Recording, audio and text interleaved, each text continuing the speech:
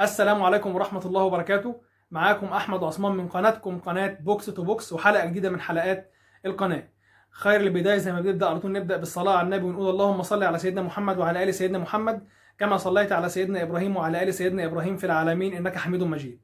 أرجو بس في البداية كده من كل حبايبي وأصدقائي إنهم يعملوا لايك للفيديو وسبسكرايب للقناة ويفعلوا كمان زر الجرس عشان يوصل لهم كل الفيديوهات الجديدة اللي بنزلها على القناة أول بأول إن شاء الله. موضوع الحلقه النهارده زي ما عملنا حلقه عن الاهلي والاحتياجات الفنيه للاهلي والتدعيمات المفروض الاهلي يعملها عشان يكون معاه سكواد قوي الموسم اللي جاي. حلقه النهارده هنتكلم فيها عن الزمالك وايه هي التدعيمات من وجهه نظري اللي المفروض الزمالك يعملها ويقوم بيها في خلال الميركاتو القادم عشان يبقى عنده سكواد قوي الموسم اللي جاي. الزمالك قصته مختلفه شويه عن الاهلي في ايه؟ الزمالك عنده مشكله مش موجوده في الاهلي، وهي ان تقريبا حوالي 4 أو 5 لعيبه اعمده اساسيه للفرقه عقودهم انتهت او هتنتهي مع نهايه الموسم اللي هو الموسم الحالي ومش رافضين التجديد. بنتكلم على اشرف بن شرقي، واحد من اهم اعمده الزمالك على مدار الموسمين اللي فاتوا. بتتكلم على طارق حامد، بتتكلم على ابو جبل، بتتكلم على لاعب مثلا زي عمر السعيد. ففي لعيبه كتير ما بين اللي رافض التجديد وما بين اللي بيماطل وما بين اللي لسه القصه مش واضحه. لو هنتكلم على الاسماء دي زي ما احنا اتكلمنا، الاسماء دي عامله مشكله للزمالك، ان كده الزمالك بيلعب في اتجاهين او بيشتغل في اتجاهين. ان هو اولا عايز يحافظ على القوام الاساسي او العناصر الاساسيه ليه، وكمان يعمل تدعيمات. ده ان شاء الله هنشوفه في الفيديو. هنتكلم بشكل برضو مستفيض عن الاماكن والمراكز المطلوبه ان الزمالك يدعم فيها. تابعونا على مدار الفيديو ان شاء الله. اول مركز هو مركز حراسه المرمى. الزمالك في المركز ده حاليا ما عندوش فيه مشكله، يعني الزمالك بتتكلم في ابو جبل حارس قوي، حارس متميز. بتتكلم في محمد عواد لما بيلعب بيأدي وبيعمل مباريات ممتازه. ومحمد عواد مثلا اخر مباراه تألق فيها كانت مباراه اسوان في في كاس مصر. لولا تألق محمد عواد كان الزمالك خرج من كاس مصر. محمد عواد في المباراه دي كان بيلعب مع اسوان لوحده من وجهه نظري. فالزمالك لو نجح في الابقاء على محمد ابو جبل من وجهة نظري مش محتاج لحارس مرمى. بتتكلم معاك 2 حراس كبار، 2 حراس من الحراس الممتازين في الدوري المصري. فانت مش محتاج لحارس مرمى تاني معاهم لو نجحت في الابقاء على محمد ابو جبل. ولكن لو ابو جبل مشي او ابو جبل انت ما قدرتش تقعده، يبقى لازم تتعاقد مع حارس مرمى. والحراس اللي موجودين في الدوري مفيش غير الحراس الشباب او المستقبل زي ما قلنا محمود جاد ومحمد صبحي، وهو حارس اساسا من حراس كان حارس للزمالك من قبل كده او حارس سابق للزمالك، ولكن تم طلوعه لنادي فاركو باعاره بنيه البيع. وطبعا فاركو ما استغلش او ما كدبش خبر، وتم تفعيل عقد او بند شراء عقد محمد صبحي مقابل 20 مليون جنيه من الزمالك، واللي كان خساره كبيره طبعا للزمالك، خساره حارس بالمواصفات دي. وبيخش معاهم كمان محمد بسام. محمد بسام حارس خبره وحارس متميز، ولكن سنه كبير. محمد بسام بتتكلم في 33 سنه تقريبا، فسنه قريب من عواد وابو جبل. فالافضليه لو الزمالك لو ما نجحش في الابقاء على ابو جبل وهيدعم، ما فيش قدام منه غير محمد صبحي اللي بنسبه كبيره خلاص مش هيرجع الزمالك تاني. يبدا يتكلم على محمود جاد من وجهه نظري. مركز الباك اليمين، لاعب زي حمزه المسلوسي هو لاعب برضو من وجهه نظري، انا بتكلم من وجهه نظري حرام انه يستمر في الزمالك. لاعب ما قدمش اي حاجه للزمالك، صفقه ما قدمتش مردود محترم مع الزمالك، ما فرقش مع الزمالك، بل بالعكس في ماتشات كتير بيكون عبء على الزمالك. في لعيبه محليين كتير افضل منه. من وجهه نظر حازم امام افضل منه في المكان دوت. لو لعب واستمر مع الزمالك مردوده بيكون افضل هجوميا او دفاعيا. حمزه المسلوسي من وجهه نظري التخلص منه هيكون مفيد للزمالك اكتر من الابقاء عليه. وبرده الحته دي زي ما قلنا في الفيديو بتاع الاهلي، فمصر فيها ندره شويه في اللعيبه. بتتكلم حاليا مفيش غير عمر جابر مثلا في الحته دي في مصر، ومعاه علي فوزي وهشام صلاح لعيب الاتحاد. وكان في كلام ان عمر جابر ممكن يرجع الزمالك، ولو ده تم هتبقى صفقه مميزه للزمالك طبعا وهتفيد الزمالك في الحته دي. نرجع لمنطقه قلبي الدفاع. قلبي الدفاع الزمالك برضو محتاج تدعيم في المركز دوت، خصوصا ان الزمالك ما عندوش غير الونش اللي مستواه جيد، ومحمود علاء مستواه طبعا مستواه مش ثابت. مستواه بقاله فتره بيقدم مستويات مش مميزه، مستواه متذبذب، مستواه مش ثابت زي ما قلنا. ومحمد عبد الغني برضو نفس الكلام، ما بيلعبش بصفه مستمره، ومستواه مش مستوى مدافع قوي يقدر ان الزمالك يعتمد عليه في الموسم القادم. ومن وجهة نظري الزمالك بيحتاج للتدعيم في المركز ده بلاعب كويس، بمدافع قوي يقدر ان هو يفيد الزمالك في الحته دي. حته الباك ليفت من وجهة نظري الزمالك مش محتاج فيها اي حاجه. الزمالك عنده احمد فتوح باك ليفت منتخب مصر، لعيب محترم، لعيب كويس، لعيب سنه صغير، مميز دفاعيا وهجوميا. وكمان عنده محمد عبد الشافي اللاعب الخبره، اللاعب المحترم، وعنده عبد الله جمعه كمان. فالزمالك في الحته دي مش محتاج حد. ننتقل الى منطقه وسط الملعب. الزمالك محتاج فيها تدعيم باقل حاجه 2 لعيبه. بتتكلم الزمالك محتاج ديفندر 6 زي الكتاب ما بيقول، طبعا تعويضا لطارق حامد اللي لسه زي ما قلنا في اول الفيديو مستقبله مش واضح ومش باين مع الزمالك، هل هيستمر او هيرحل.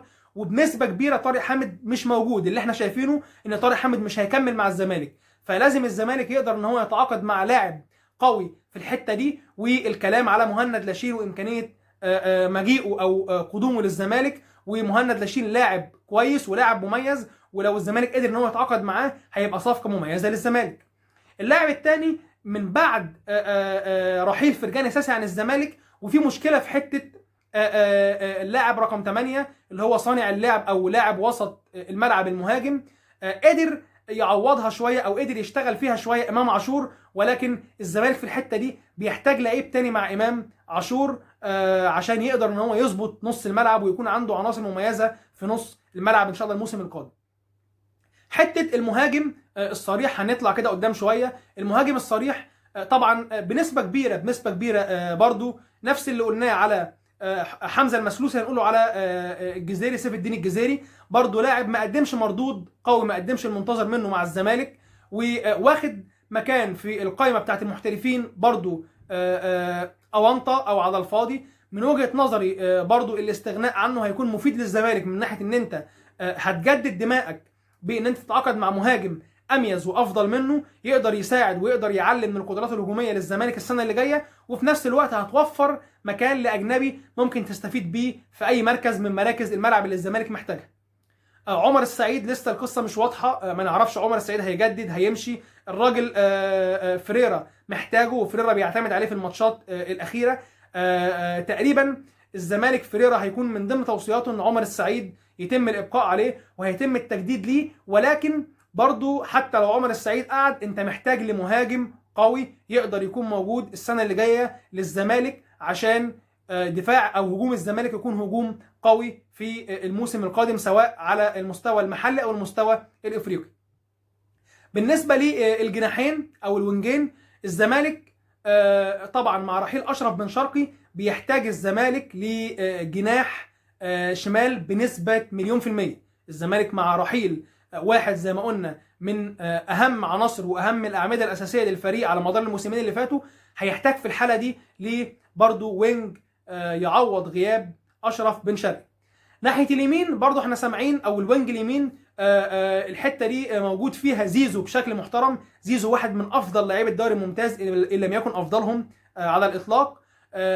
استمرار زيزو في الحته دي برضه بيدي قوه لنادي الزمالك. واحنا سامعين كده ان في زيزو هل في مفاوضات من الميريا الاسباني، تركي آل الشيخ بقى نادي صعد للدوري الممتاز في اسبانيا. هل زيزو فعلا في مفاوضات من فرنسا، مفاوضات مع انديه من تركيا؟ وزيزو احنا عارفين في شرط جزائي في عقده. فهل زيزو هيكمل مع الزمالك الموسم القادم؟ طبعا لو كمل مكسب كبير جدا للزمالك. ولا هل زيزو هيبص للاحتراف الخارجي وهيطلع عن طريق الشرط الجزائي الموجود في عقده تقريبا 40 مليون جنيه؟ سهل جدا ان اي حد عايز يفوز بخدمات زيزو مع رغبه زيزو كمان في الرحيل لو عايز يرحل انه مبلغ انه يدفع في لعيب زي زيزو هو مبلغ قليل جدا. 40 مليون جنيه النهارده بتتكلم في حوالي 1,800,000 دولار، ما هواش مبلغ كبير جدا او ما هواش مبلغ كبير في لاعب بحجم احمد السيد زيزو. يبقى مع رحيل زيزو وبن شرقي الزمالك بيحتاج لاثنين اقوياء واثنين وينجات مميزين في الحته دي. لسه طبعا القصه ما وضحتش هل زيزو هيمشي ولا لا، ولكن بن شرقي بنسبه تتخطى 90% مش هيكمل في الزمالك. دي كده حاولنا نتكلم باستفاضه عن الاماكن او المراكز اللي الزمالك محتاج فيها تدعيم الموسم القادم. وزي ما احنا عارفين الميركاتو ده هيكون ميركاتو قوي جدا. الزمالك والاهلي هيتنافسوا على مراكز او لعيبه كتير، خصوصا ان تقريبا المراكز اللي الاهلي والزمالك محتاجين يدعموا فيها هي مراكز متشابهه. يعني تيجي تبص الاهلي محتاج مدافع، الزمالك محتاج مدافع، الفريقين محتاجين مثلا باك يمين، الفريقين محتاجين لعيبه في نص الملعب، الفريقين محتاجين وينجات، الفريقين محتاجين مهاجم راس حربه. فهيكون ميركاتو قوي جدا جدا جدا. وطبعا الزمالك بدأ يتحرك من فتره والاهلي بدأ يتحرك من فتره، وهيكون كده ميركاتو قوي اللي هيقدر يفوز او هيقدر يلبي احتياجات فريقه فنيا الموسم القادم. يعني هيقدر ان هو يساعد فريقه انه يستمر او يكون فريق قوي يقدر ينافس على بطولات الموسم القادم. ودي هتكون حاجه مهمه جدا جدا جدا للادارات او لجان التعاقدات في الناديين يبداوا يشتغلوا من دلوقتي، ويبداوا يشتغلوا على احتياجاتهم الفنيه، بغض النظر عن ان انا عايز اخد لاعب مثلا من الزمالك وانا مش محتاجه فنيا او العكس. لا، انا اشتغل على احتياجاتي الفنيه اللي هتفيدني او اللعيبه اللي انا محتاجها فعلا عشان اقدر اطور من مستوى اداء فريقي الموسم القادم. وان شاء الله باذن الله يقدر الاهلي يعمل تدعيمات قويه والزمالك يدعم بشكل قوي، وباذن الله نشوف الموسم القادم يعني الفرقتين عندهم سكواد قوي ونقدر نستمتع بمنافسه قويه ان شاء الله الموسم القادم. وكده نكون خلصنا الفيديو بتاعنا النهارده. اشوفكم ان شاء الله على خير، يا رب يكون الفيديو ان شاء الله يكون خفيف على حضراتكم وتستمتعوا بيه. اتمنى ان الكل في نهايه الفيديو يعمل لايك للفيديو وسبسكرايب للقناه وتفعيل زر الجرس عشان يوصلكم كل الفيديوهات الجديده. دعمكم يا جماعه بيفرق معانا جدا، الدعم بتاعكم والتعليقات الايجابيه بصراحه اللي بشوفها الفتره اللي فاتت، وكل الكلام ده بيفرق معايا وبيخليني ان انا اقدر ان انا استمر واتواصل في عمل فيديوهات جديده ان شاء الله. واتمنى ان الفيديوهات او محتوى القناه لحد دلوقتي يكون يحوز على اعجابكم، وان شاء الله انتظروا الفتره الجايه فيديوهات كتير هنتكلم فيها عن الرياضه المصريه والرياضه العالميه بشكل عام